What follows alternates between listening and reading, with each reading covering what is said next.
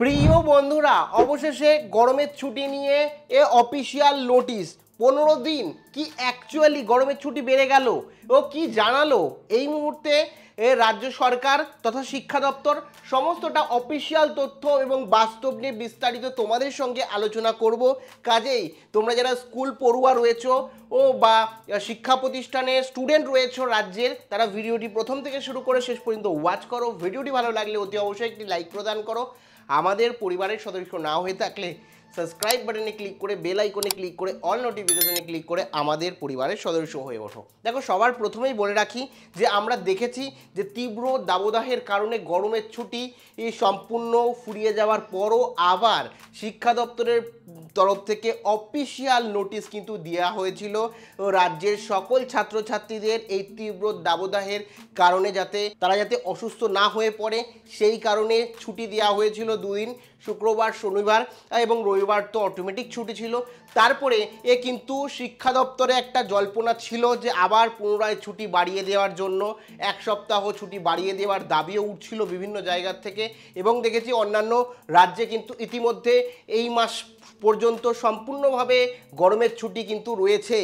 উত্তরপ্রদেশে যদি বলি প্রায় 1 মাস গরমের ছুটি বাড়িয়ে দেওয়া হয়েছে তীব্র দাবদাহের কারণে। এবং আমাদের রাজ্যের কথা যদি বলি, বিভিন্ন সোশ্যাল মিডিয়ায় কিন্তু এই মুহূর্তে ফেক নোটিশ ছড়াচ্ছে যেখানে 15 দিন তোমাদের গরমের ছুটি বাড়িয়ে দেওয়া হচ্ছে, এরকম একটি বিষয় তুলে ধরা হচ্ছে। তো তোমাদের প্রত্যেককে জানিয়ে রাখি, শিক্ষা দপ্তরের তরফ থেকে কিন্তু এখন কোনো রকম নোটিশ দেওয়া হয়নি গরমের ছুটি বাড়ানো নিয়ে।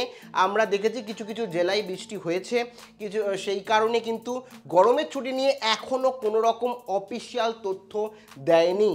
এই সোমবার থেকে পুনরায় তোমাদের শিক্ষা প্রতিষ্ঠান ওপেন হচ্ছে, কিন্তু কিছু কিছু জায়গায় হয়তো মর্নিংয়ে শিক্ষা প্রতিষ্ঠান ওপেন হবে, যদিও এটা সবার জন্য, সব স্কুলের জন্য প্রযোজ্য নয়। কিছু কিছু স্কুল হয়তো গরমের জন্য, তীব্র দাবদাহের জন্য এলাকা বুঝে সকালবেলাও বা মর্নিং শিফটেও স্কুল নিতে পারে, কিন্তু বাদবাকি 15 দিনের ছুটি কিন্তু এই মুহূর্তে থাকছে না।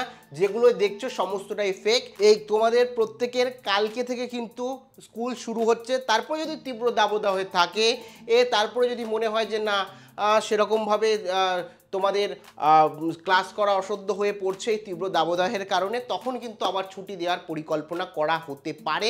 কিন্তু কালকে থেকে স্কুল খুলছে, এটাই বাস্তব। তোমরা অনেকে জানতে চাইছিলে যে নোটিশগুলো দেখছো ঘোরাঘুরি করছে ইন্টারনেটে, সমস্তটাই ফেক। বাদবাকি তোমাদের কি মনে হয় ছুটি আরও 1 সপ্তাহ দিলে ভালো হতো? তোমাদের মতামত অবশ্যই কমেন্ট সেকশানে কমেন্ট করে জানাতে ভুলো না। আবার দেখা হচ্ছে পরবর্তী ভিডিওতে। জয় হিন্দ, জয় ভারত।